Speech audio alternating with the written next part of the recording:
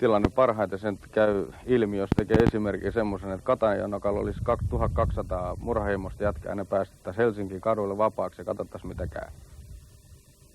Tämä on kurkistus menneen viikon vastenmielisimpään tapahtumaan. Eläinsuojelun varjolla yön pimeyden turvin tuntematon joukko avasi Vaasan lähistöllä 3 minkkitarhassa 1200 eläimen häkin. Tarkoitus oli käännyttää yleinen mielipide turkistarhausta vastaan.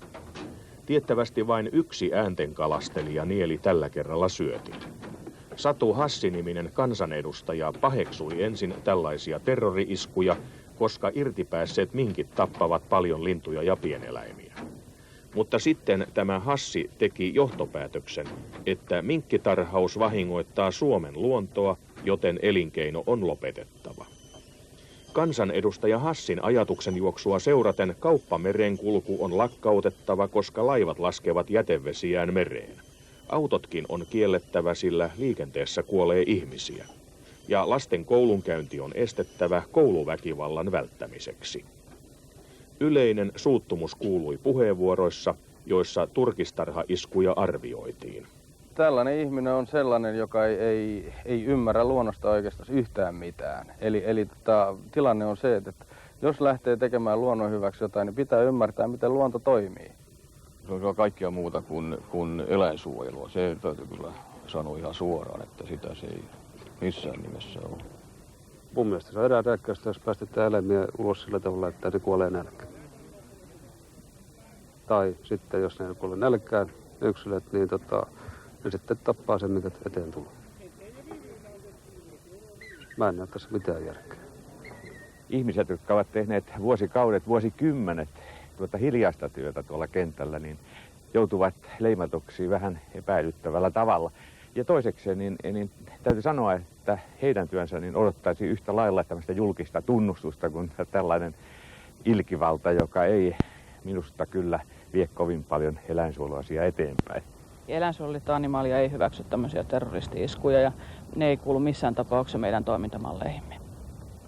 Paitsi että pyritään aiheuttamaan taloudellista vahinkoa sille tarhaajalle ja sitä kautta niin kuin tekemään tarhaus tavallaan taloudellisesti kannattamattomaksi, niin myös pyritään antamaan jokin tietty mahdollisuus, edes jokin mahdollisuus niille eläimille, jotka siellä turkistarhan järkyttävissä olosuhteissa elää.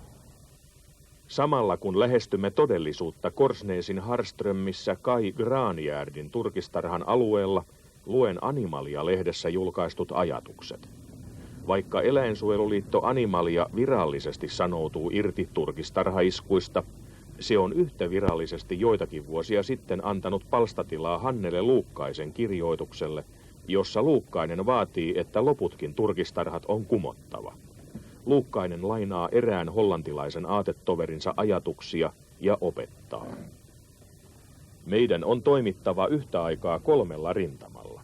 Yksi joukko neuvottelee diplomaattisesti päättäjien ja viranomaisten kanssa, toinen sakki järjestää näyttäviä mielenosoituksia ja 3. ryhmä puuttuu konkreettisesti suoralla toiminnalla eläinsuojeluepäkohtiin.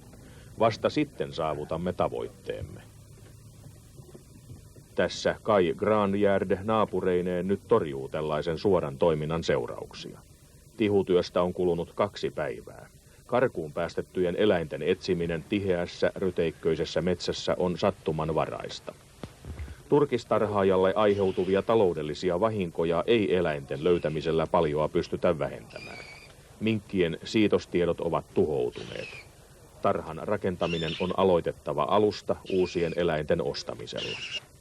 40-henkisen vapaaehtoisen etsintäryhmän tehtävänä on nyt yrittää torjua luontoa uhkaavat tuhot. Minkälaista tuhoa yksi tämmöinen voi tehdä? No saaristossa se,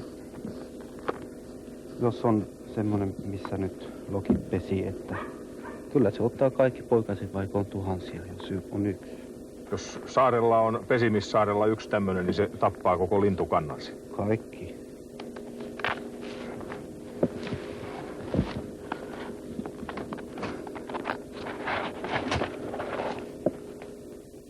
Paras minkki on tällainen minkki. Eli siitä on henki lähtenyt. Tämä on ainoa lääke, minkä mä minkille voin keksiä. Et sen tähden se ei todellakaan, se ei kuulu meidän alkuperäiseen luontoon. Ja se tekee niin paljon tuhoa, että sitä on hyvin vaikea ymmärtää semmoisen, joka ei tunne esimerkiksi minkin elintapoja luonnossa.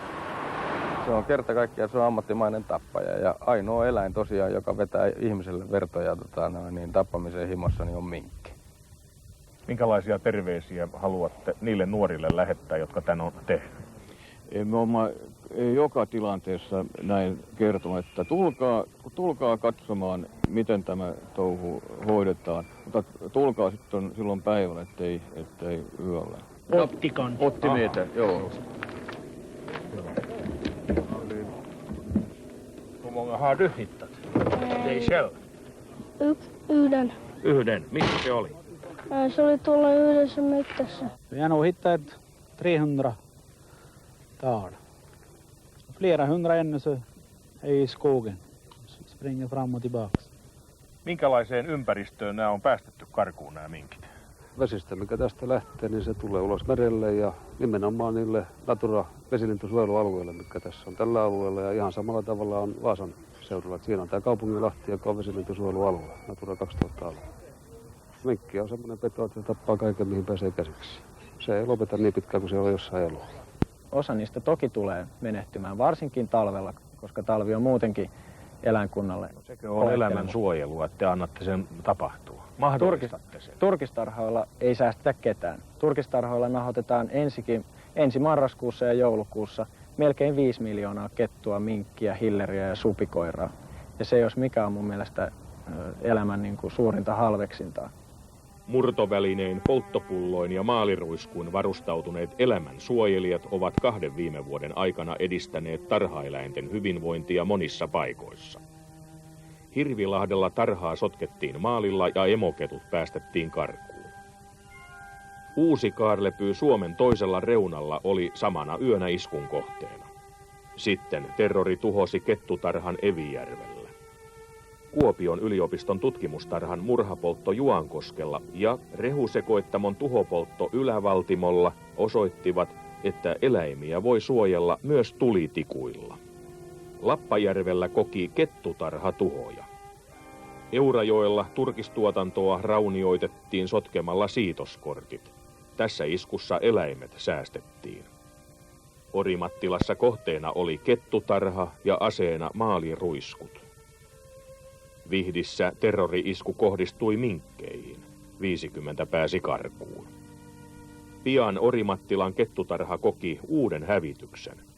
Ja samana yönä vihtiläisen minkkitarhaajan eläinkanta ja siitoskortit tuhottiin. Parkanossa minkkejä ajettiin metsään 300, siitoskortit tuhottiin eikä hälytysjärjestelmästä ollut apua iskun estämiseksi. Mustasaari, minkkejä ja kettuja karkuteille yhteensä 400. Maalahti, 200 siitoseläintä tuhon omaksi. Korsnees, 700 minkkiä, siitoskortit tuhottu. Tarhaajien ei tarvitse pelätä sitä, että eläinten vapauttajat koskaan ryhtyisi kohtelemaan tarhaajia yhtään niin julmasti kuin tarhaajat kohtelee eläimiä.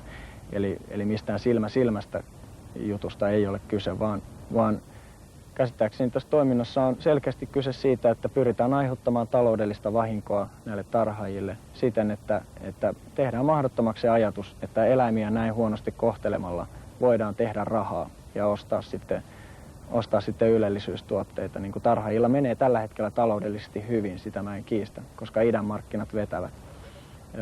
Ja tällä laittomalla suoralla toiminnalla, tällä sabotaasilla pyritään tekemään tämä mahdottomaksi. Mulla on se käsitys, että tämä on johdettua toimintaa mä omalta osalta mä säälin niitä, jotka tekee tämmöisiä, että päästään irti, koska ne ei ymmärrä, että niitä käytetään hyväksi. Ihan toisessa pelin tarkoituksessa. Onko teillä se tunne, että jossain joku pelkuri johtaa tätä ja sitten on tämä työporukka, joka toteuttaa? Nimenomaan, sitä se on. Ne pistää muut tekemään likaiset työt ja nauttii sitä. On nähty aika monta kertaa, että tällaiset liikkeet sitten sammahtavat, niin kuin kävi muun muassa tämän punaisen armeijakunnan Länsi-Saksassa. Kovat otteet, mutta mitään vaikutusta ei Länsi-Saksan kapitalismiin sillä ollut. Eläinsuojeluliikkeessä toimii selvästi sellaisia ihmisiä, jotka toimii ensin tunnepohjalla ja sitten kun heille lisää tietoa asiasta syntyy, niin toimintamallit usein muuttuu. nuoret, jotka toimii eläinsuojelun puolesta, niin on sanoneet, että tässä on niin helppo olla, kun ei tarvitse tietää vielä mitään. Ja asia ei todellakaan ole niin, eläimistä täytyy tietää aika paljon, että voi toimia niiden hyväksi. Kyllä mä itse ainakin ihailen sitä rohkeutta, mikä joillain ihmisillä on, tavallaan laittaa sitä omaa elämäänsä peliin tämän asian vuoksi.